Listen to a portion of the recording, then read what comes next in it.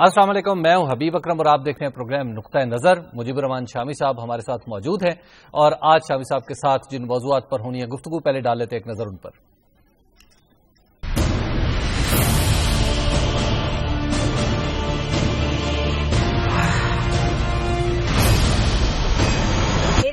खतरे में है। साजिश का मजबूत जाल बिछा दिया गया है। किसी बैनुल-अक़वामी ताकत के सामने सर नहीं झुकाऊंगा। अल्ताफ हुसैन का कौम के नाम पैगाम। लंदन में मुत्तहिदा कौमी मूवमेंट के कई बैंक अकाउंट बंद और इमरान फारूक कत्ल केस में 2 पाकिस्तानियों की तलाश के लिए पाकिस्तान से दरख्वास्त।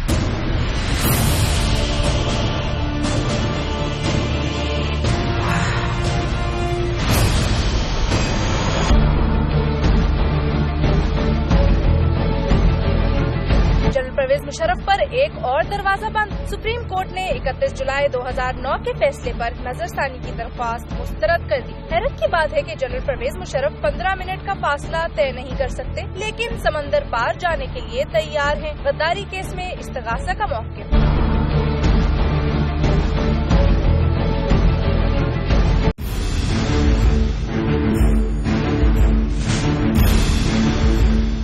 तालिबान से मुज़ाकरात के लिए नामज़द कमेटी का पहला इजलास कल ऐवान वज़ीर आज़म में बुला लिया गया।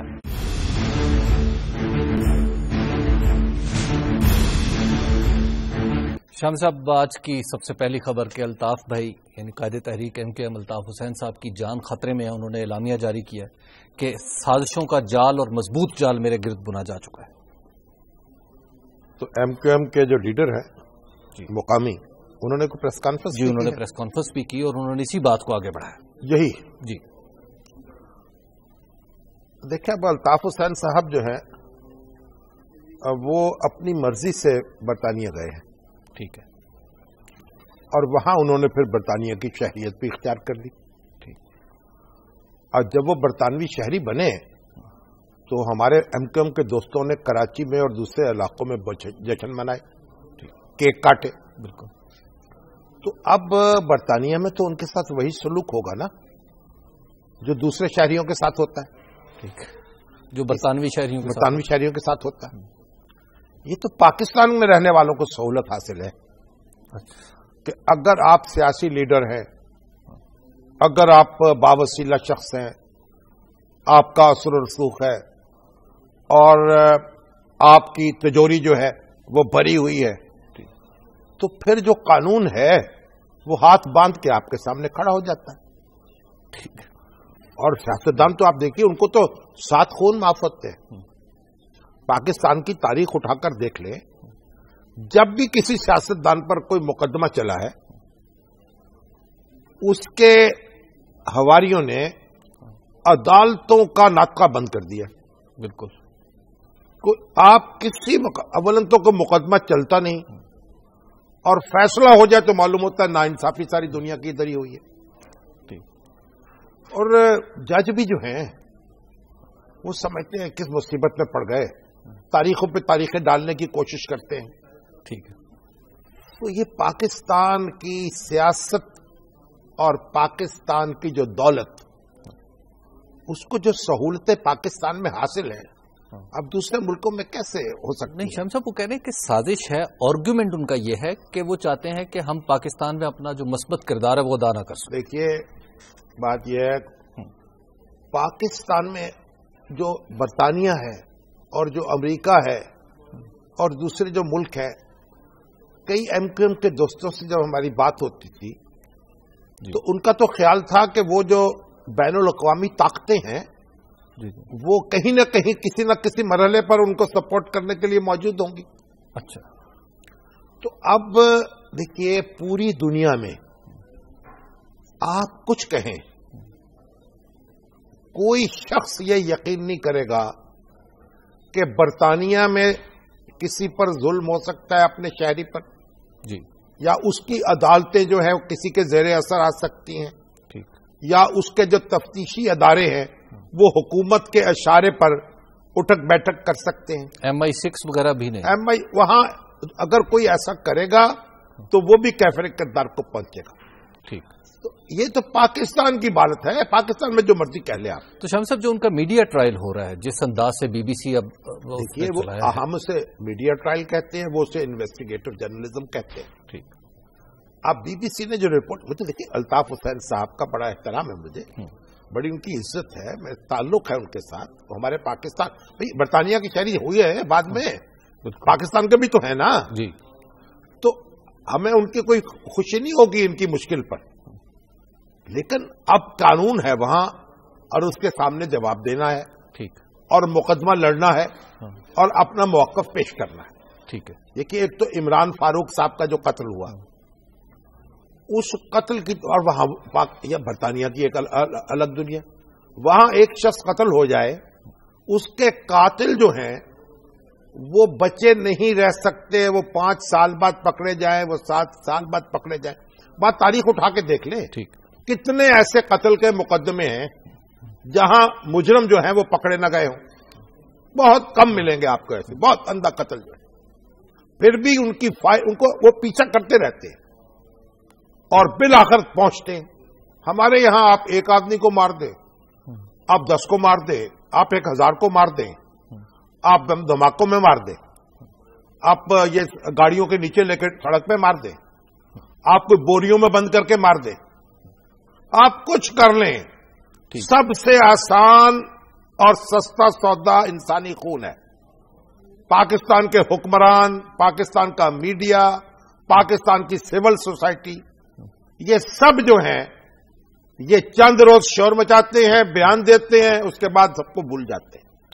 جتنا خون سستا ہوا ہے پاکستان میں، کسی اور جگہ شاید ہی سستا ہو، انسانی خون، انسانی خون میں اور جانوروں کے خون میں کوئی فرق ہی نہیں ہے، تو اس لیے، مگر یہاں دوسرے لوگوں میں تو نہیں ہے ایسا۔ تو جب وہاں کی سیاست جو ہے وہ اور طریقے سے چلتی ہے، لندن میں پاکستانی سیاست کے تجربے نہیں کیے جا سکتے۔ ٹھیک، اب میرا تو مشورہ ہوگا الطاف حسین صاحب کو کہ وہ مقدمہ لڑے اور دفاع کریں قانونی، ٹھیک، اور یہی ان کے حق میں بہتر ہے۔ شام صاحب ایک بریک لے لیتے ہیں، بریک کے بعد ہم گفتگو یہیں سے آگے بڑھائیں گے، آپ دیکھتے رہیے نقطہ نظر۔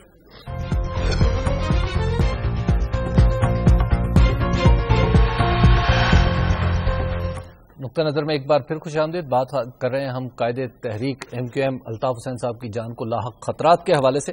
شام صاحب وہاں پہ جو میڈیا لاز ہیں، اب وہ MQM کہہ رہے ہیں کہ ہم قانونی چارہ جوئی کریں گے۔ نہیں، لا آف ڈیفیمیشن ہے۔ دیکھیے جو ایک رپورٹ چلائی ہے بی بی سی نے، اگر وہ اس پر MQM کے تحفظات ہیں تو ڈیفیمیشن کا مقدمہ ہو سکتا ہے۔ ٹھیک ہے، اور ان کو بی بی سی کو تارے نظر آ جائیں گے دن میں۔ اچھا، اتنے سخت قوانین موجود ہیں۔ دیکھیے حد تک عزت جو ہے نا، یہ بھی پاکستان میں سہولت ہے۔ اچھا، ہم اپنے ٹیلی ویژن پر بیٹھ کر اخبارات میں جس کی چاہے پکڑی اچھال دیں، جس کی چاہے عزت خراب کر دیں، جس پہ چاہے الزام لگا دیں، اور وہ بیچارہ جو ہے دب کا پڑا رہتا ہے، نہ عدالتوں میں توجہ ہوتی ہے، نہ مقدمے سنتا ہے کوئی، نہ لوگوں کی زبان پکڑتا ہے۔ یہ بھی سہولت پاکستان میں ہی حاصل ہے۔ دنیا میں، برطانیہ میں اس طرح کی سہولت نہیں ہے۔ برطانیہ میں تو کئی ایسے مقدمات ہیں، اب تفصیل میں بتائیں آپ کو کہ ڈیفیمیشن کیا ہوتی ہے اور کس طرح جناب وہ کہتے ہیں عزت جو ہے کسی پر حملہ کرنا اسی طرح جس طرح جان پہ مار دینا۔ اچھا، اور یہ الطاف حسین صاحب دیکھیے، ان پر ایک تو جو عمران فاروق کا قتل ہے، اب اس پہ پہنچے کہ 2 لڑکے پاکستان سے آئے اور انہوں نے وہاں ایک ادارے میں، تعلیمی ادارے میں داخلہ لیا، اور اس کے بعد جب یہ واردات ہوئی تو وہاں سے غائب ہو گئے۔ اب وہ سری لنکا کے لیے چلے گئے۔ اب وہاں ایک اطلاع یہ ہے کہ وہ پاکستان کے جو حساس ادارے ہیں وہ ان کے قبضے میں ہیں۔ ٹھیک ہے، اب وہ بندے واپس ملے تو آگے تفتیش بڑھے گی۔ اسی میں تفتیش کرتے کرتے پھر منی لانڈرنگ کا قصہ آ گیا۔ بالکل، کہ دسمبر 2012 میں جو MQM کا ہیڈ کوارٹر ہے اس سے کوئی 2.5 لاکھ پاؤنڈ کی مختلف کرنسی جو ہے، کرنسیاں مختلف، ڈالر، پاؤنڈ، یورو، وہ 2.5 لاکھ دریافت ہوئے کیش۔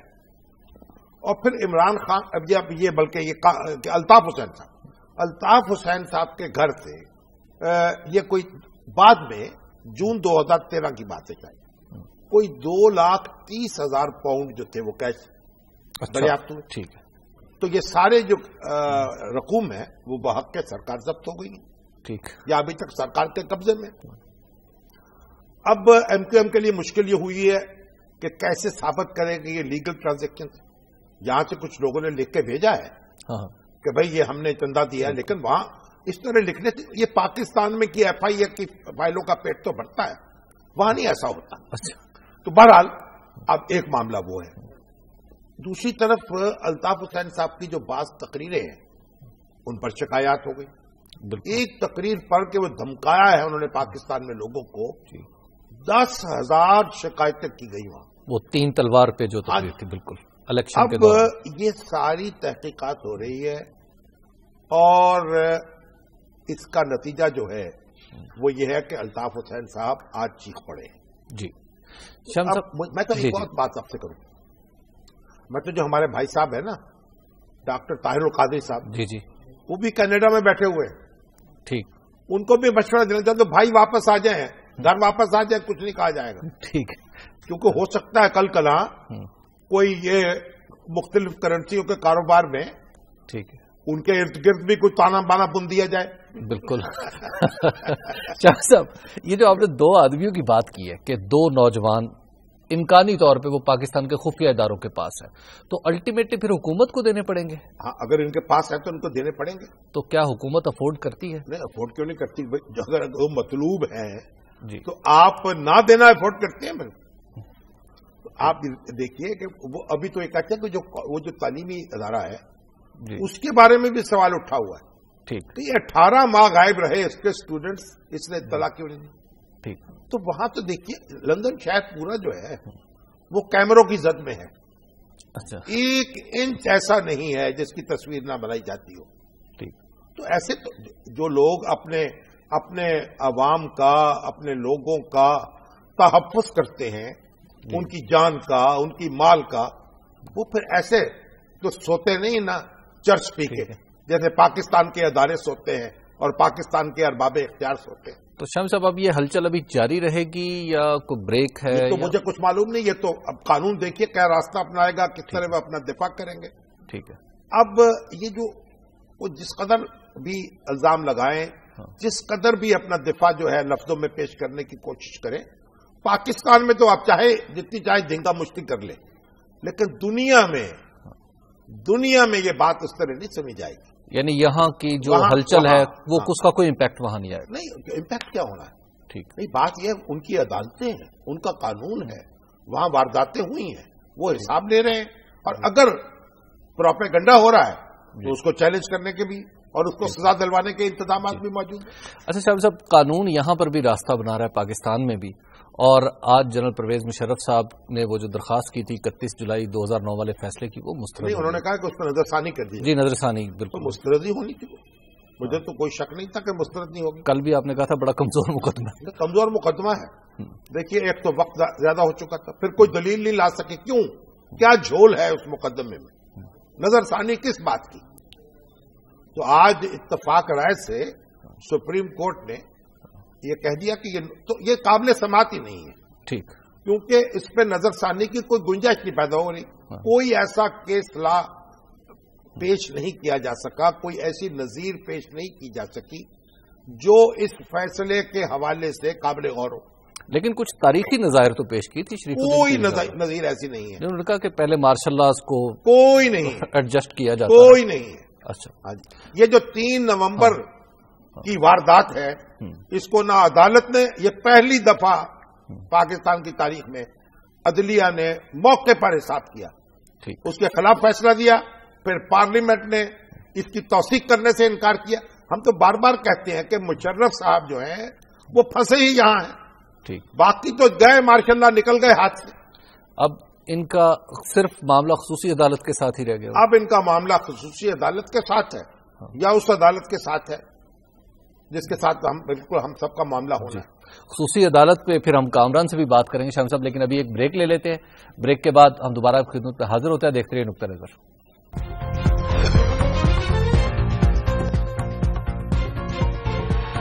نقطہ نظر میں ایک بار پھر خوش آمدید. بات ہو رہی تھی جنرل پرویز مشرف اور خصوصی عدالت میں ان کے کیس کے حوالے سے, تو کامران صاحب سے ہماری رابطہ نہیں ہو سکا شام صاحب لیکن شام صاحب آج وہاں پہ یک طرفہ سماعت نہیں, یک طرفہ سماعت نہیں کہ سارے وکیل جو ہے سپریم کورٹ چلے گئے.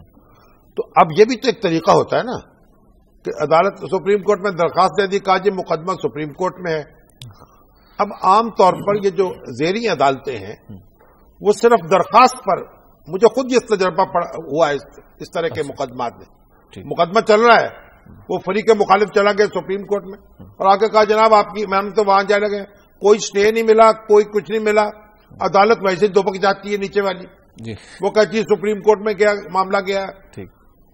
اس پر بھی نوٹس لینا چاہیے سپریم کورٹ کو اور ہدایت دینی چاہیے کہ صرف درخواست دائر کرنے سے کسی زیری عدالت میں کسی مقدمے کی کارروائی نہ روکی جائے. بالکل. اچھا, اب یہاں تو یہ جو ایکٹ ہے نا احتجاج دہشت گردی کا, اس میں صاف لکھا ہوا ہے کہ اس طرح کی درخواست بازی سے مقدمہ نہیں روکے گا, سماعت نہیں روکے گا. اور کوئی اس کی یعنی آپ حکم امتناعی نہیں دیا کورٹ نے, کوئی کارروائی نہیں روکی, مگر سارے وکیل جو ہیں اپنی پوری قوال پارٹی لے کے اور سپریم کورٹ چلے گئے. ان کا کام ہی کوئی نہیں. بھئی آپ ایک دو ادھر رہ جائیں, ماشاءاللہ اتنا گول در گول وکیل ہیں, وہ دو ادھر چلے جائیں, دو ادھر رہ جائیں. انہوں نے کہا جی ہم وہاں جا رہے ہیں, ہمارا کیس. تو عدالت نے کہا نہیں ایسا نہیں ہوتا. تو پھر اکرم شیخ صاحب اپنا گونجتے رہے. لیکن شام صاحب انہوں نے جو کوشچن اٹھائے ہیں وہ کہہ رہے ہیں کہ 15 منٹ کی مسافت پہ جنرل صاحب آ نہیں سکتے اور باہر جانے کی یہ باتیں کر رہے ہیں. بات یہ ہے, مجھے بھی ایک ہمارے نیٹ کے اوپر کئی ڈاکٹر ہیں, ڈاکٹر اسد صاحب ہیں, بڑا برسے ہیں مشرف صاحب کے حامی, کہ آپ کو اتنی عقل نہیں ہے کہ ایک جو مریض ہے اس کا یہ حق ہے کہ اس کا علاج کیسے کیا جائے. وہ بھائی قبلہ محترم, یہ حق تو ہے مریض کا, لیکن آزاد ہو بشرطے کے. ملزم مریض کا یہ حق نہیں ہے کہ وہ یہ کہے کہ میرا علاج جہاں میں چاہوں گا کروں. اور دوسری بات یہ کہ ایسا مرض, لیکن علاج تو کروا سکتا ہے, ایسا مرض جس کا علاج پاکستان میں نہ ہو سکتا ہو, اس کے لیے تو چلیے ملزم کو بھی باہر بھیجا جا سکتا ہے. ٹھیک ہے, لیکن یہ تو مقدمہ, بھائی 10 لاکھ آدمی یہاں سے, وہ شیخ صاحب نے کہا بھائی ہوئی ہے اینجیوگرافی وہاں سے, یہ آرم فورسز کا ادارہ ہے وہاں سے, اور پاکستان کے درجنوں ہسپتالوں میں روز درجنوں لوگوں کی اینجیوگرافی ہو رہی ہے. بالکل. اور جناب یہ اب انہوں نے کہا جی میں اینجیوگرافی نہیں کرانے دوں گا. یعنی کیا تماشا ہے. اس کو شرم آنی چاہیے اس طرح کی ہیلے باتیوں پر. ٹھیک ہے, تو شام صاحب اب ویسے کوئی اور راستہ کچھ چارہ, مقدمہ لڑے گا, فیس کریں. ٹھیک ہے. شام صاحب اگلی خبر کی طرف چلتے ہیں, اور اگلی خبر ہے جو کل اجلاس ہو رہا ہے اس کمیٹی کا جو نامزد کی گئی ہے طالبان سے مذاکرات کے لیے. ہاں, جو وزیر اعظم نے جو 4 کمیٹی 4 آدمیوں کی نامزد کی ہے, اس کا کل اجلاس 8 بجے طلب کیا ہے انہوں نے.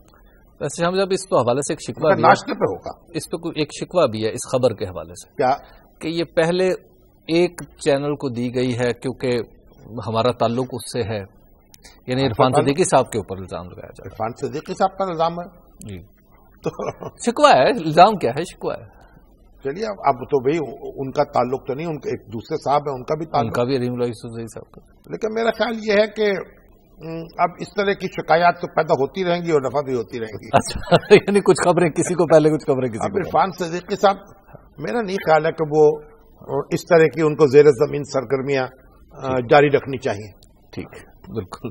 تو شام صاحب اب اجلاس ہو رہا ہے اور اس کے بارے میں اب ایک فنڈامنٹل کوشچن ہے.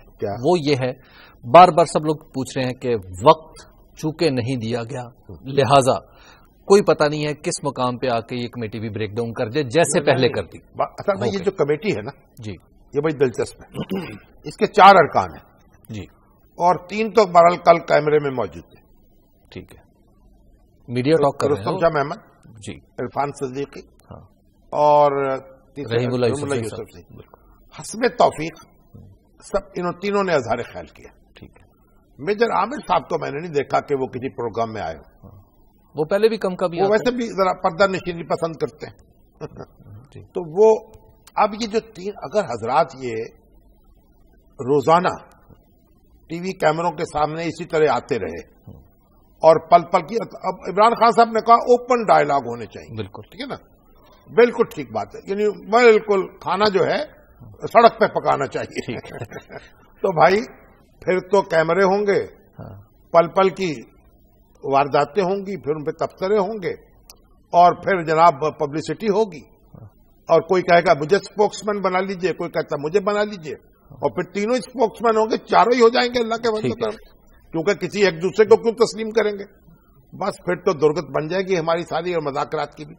تو پہلی بات تو یہ ہے کہ یہ ہمارے جتنے ہمارے معزز دوست ہیں ان کی خدمت میں یہ ہے جو شوق خود نمائی ہے اس پہ ذرا قابو پا لیں. ٹھیک ہے. اور کوئی طریقے سلیقے سے کوئی اطمینان سے بیٹھ کر گفتگو کا آغاز کریں, آپس میں بھی مشورہ کریں, اور یہ کیمروں کے لالچ میں مبتلا نہ ہو. ٹھیک ہے. ایک مشورہ تو ان کو یہ ہے, اگرچہ اپنے مفاد کے خلاف ہے, کیونکہ ہمارے تو بھی بھائی بند کہیں گے ہمارے کیمروں کی رونق لگی تھی. بالکل. تو یہ کمروں کی رونق بڑھائیں, کیمروں کی نہیں. اس سے کوئی مذاکرات کو نقصان ہو سکتا ہے نا. ٹھیک ہے. کوئی کچھ کہے کوئی کچھ کہے, پھر ادھر سے بھی شروع ہو جائیں گے جو اگر ان کی کمیٹی بن گئی. بالکل. تو پھر کمیٹیاں ہی پڑیں گی اور کچھ نہیں ہوگا. ٹھیک ہے. اور پتہ نہیں کس کا نکلے گا پیسہ, کس کا نہیں نکلے گا. جی. تو ایک تو کام یہ کرنا چاہیے اگر سنجیدگی سے کچھ معاملہ کرنا ہے. ٹھیک ہے. اور باقی تو پھر دعا کی اوقات کار کا تعین, یعنی اس ڈیوریشن کا تعین جس میں ہاں یا نہ کا فیصلہ ہو سکتا. ایسے نہیں ہوگا, یہ کوئی شادی نہیں ہو رہی, ایجاب و قبول ہوگا. یہ رشتہ طے ہوتا ہے, بہت آنے جانے سے بڑی وقت لگتا ہے. ٹھیک ہے. ایجاب و قبول میں ذرا ہو جاتی ہے فوراً. تو پہلے تو باس کا کام ابتدائی کرنا ہے ان کو, اس کے بعد دیکھیں گے ایسی گھڑی آتی ہے. ٹھیک. تو پہلا کام تو دیکھیے, وہ ہم نے ایک بات عرض کی تھی اور آج تک کئی ہمارے دوسرے دوستوں نے بھی کہی, حضرت مولانا طاہر اشرفی صاحب نے بھی یہی کہی. بات یہ ہے کہ آپ جنگ بندی کرائیں پہلے. ٹھیک. بس فریقین کی طرف سے ایک دوسرے پر کوئی حملہ نہ ہو. جنگ بندی اور زبان بندی, اور زبان بندی اور جنگ بندی. بس سبحان اللہ, کیا بات آپ نے کہی ہے. ایک بریک کا وقت آ گیا ہے, بریک کے بعد ہم دوبارہ آپ کی خدمت میں حاضر ہوتے ہیں. آپ دیکھتے رہیے نقطہ نظر.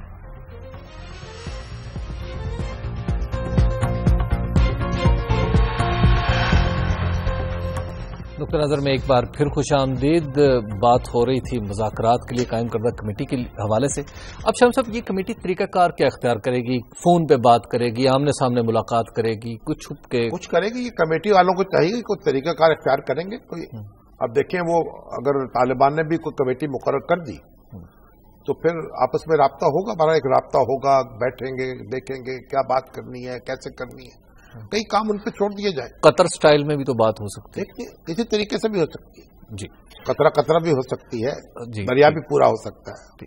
اچھا صاحب, ان مذاکرات میں ہم ایک ایسی سچویشن فرض کر رہے ہیں جس میں مذاکرات ہو رہے ہیں, اب جب انفیکٹ ہو بھی رہے ہیں, حکومت کے پاس دینے کے لیے کیا کچھ؟ بہت کچھ ہے. لائک یہ بتائیں گے کل آپ کو. فی الحال بات یہ ہے جی کہ آگے چلے آپ, کیونکہ ابھی یہ خبر آئی ہے جی کہ جماعت اسلامی بنگلہ دیش کے جو امیر ہیں مطیع الرحمان نظامی, ان کو بھی موت کی سزا سنا دی بنگلہ دیش کی ایک عدالت. اور مطیع الرحمان نظامی جو ہیں میرے بڑے عزیز دوست, اور بڑا ان کا تعلق رہا, ان کا ساتھ رہا, اور بڑی ان کی جوانی جو ہے وہ میری آنکھوں کے سامنے ہے. میرا خیال ہے جب وہ جماعت اسلامی جمعیت طلبہ کے ناظم اعلیٰ منتخب ہوئے ہیں تو میرا خیال لاہور ہی میں اجتماع ہوا تھا جمعیت کا. اچھا. اور یہیں جامعہ نعیمیہ میں وہ جلسہ تھا ہوا, اور جہاں تک مجھے یاد پڑتا ہے, اور بڑے جوش و جذبے کے نوجوان اور بڑے ایک سوچ سمجھ کے بات کرنے والے, قدم بڑھانے والے. اور مشرقی پاکستان میں جب جنگ لڑی جا رہی تھی یہ علیحدگی کی, اس وقت تو پاکستان کے ساتھ کھڑے تھے, تو ان پر مقدمہ تو ان کے اس کردار کے حوالے سے بھی قائم کیا گیا ہے, لیکن جو سزا ہوئی ہے وہ ایک 2004 کا مقدمہ ہے. ایک چٹاگانگ میں 10 ٹرک پکڑے گئے تھے اسلحے کے, تو بہت لوگوں پر مقدمہ کیا اور کہا کہ یہ آسام میں ایک باغیوں کا گروپ ہے جس کو اسلحہ سپلائی کیا جا رہا تھا, یہ اسمگلنگ کی وجہ. تو یہ مقدمہ قائم ہوا متعدد افراد پر, اور وہ چلتا بھی رہا. اس وقت مطیع الرحمان نظامی کا کہیں نام نہیں تھا اس وقت. ٹھیک. कई साल बाद उस मुकदमे में भी इनका नाम डाल दिया गया, और आज एक खसूसी अदालत ने उनको 13 लोग जो हैं उनको असला की स्मगलिंग करने के इल्जाम में मौत की सजा सुनाई है। और जाहिर है कि पूरा बांग्लादेश जो है इस पे अफसरदा होगा। जमात इस्लामी के जो मुतल्लकीन है, जो अपोजिशन से जिनका ताल्लुक है, वो सब लोग। और इस वक्त तो बांग्लादेश में एक ऐसी हुकूमत है जिसका न अखलाकी जवाज है और ना समझिए कि आईनी जवाज है, क्योंकि एक ऐसी जिसकी यानी आधे से ज्यादा लोग बिला मुकाबला मुंतखब हो गए, अपोजिशन ने बाइकाट किया, तो बांग्लादेश में एक हैजान बरपा है और बड़ा ही दुख हुआ है और सदमा पहुंचा है। और एहतजाज की सजा बुलंद करनी चाहिए, एहतजाज की सजा बुलंद करनी चाहिए इस पर बिल्कुल। और मतीउर रहमान निजामी जो है उनकी जान बख्शी के लिए पूरी कोशिश होनी चाहिए। पाकिस्तान को भी अपना हिस्सा डालना चाहिए और इस बांग्लादेश की हुकूमत को कहना चाहिए कि वो अपनी कौम के साथ और अपने लोगों के साथ इस तरह का जुल्म रवा न रखे जिसमें उनको तकसीम दर तकसीम करता चला जाए।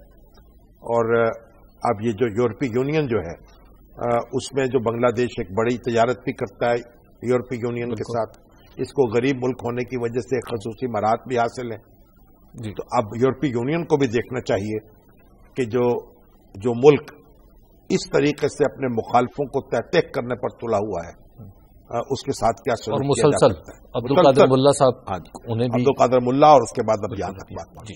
पर हम इसकी मजम्मत करते हैं जी। और अल्लाह ताला से दुआ गो है कि उनको उनकी मुश्किल आसान करें।